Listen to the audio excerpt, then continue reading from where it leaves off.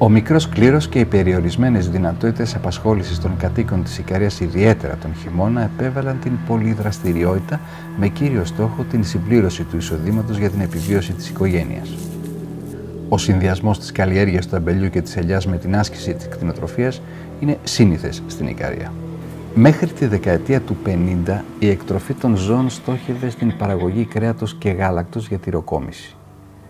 Από την περίοδο αυτή, λόγω της μετανάστευσης αλλά και άλλων κοινωνικών αιτιών, οι κτηνοτρόφοι παραμέλησαν την τυροκόμηση και υιοθέτησαν την ελεύθερη αιγοτροφία εκτατικού τύπου με σκοπό την απόκτηση κυρίου ή συμπληρωματικού εισοδήματος από την παραγωγή κρέατος κιμών.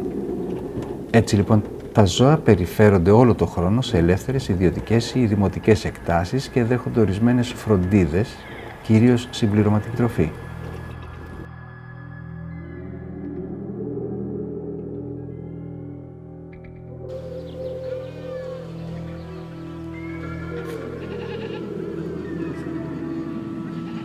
Ένα σημαντικός αριθμός ζώων δεν δέχεται σχεδόν καμία φροντίδα, γι' αυτό και ονομάζονται ανεπιτήρητα.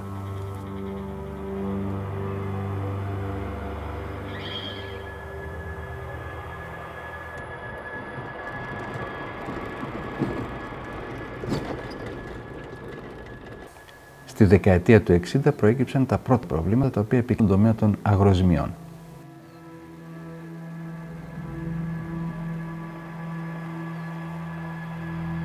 Με την ένταξη της χώρας μας στην Ευρωπαϊκή Ένωση, η εισρωή χρημάτων από τις επιδοτήσεις είχε σαν αποτέλεσμα την υπερβολική αύξηση των ζώων.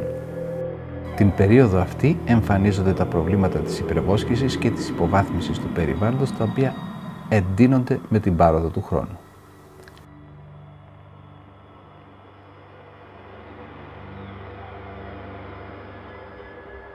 Η σημερινή κατάσταση είναι τραγική.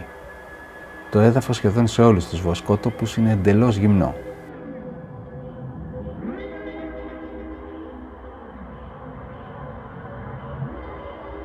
Τα ζώα είναι καχεκτικά και η εκμετάλλευσή τους περιορίζεται αποκλειστικά μόνο στη λήψη κρέατος.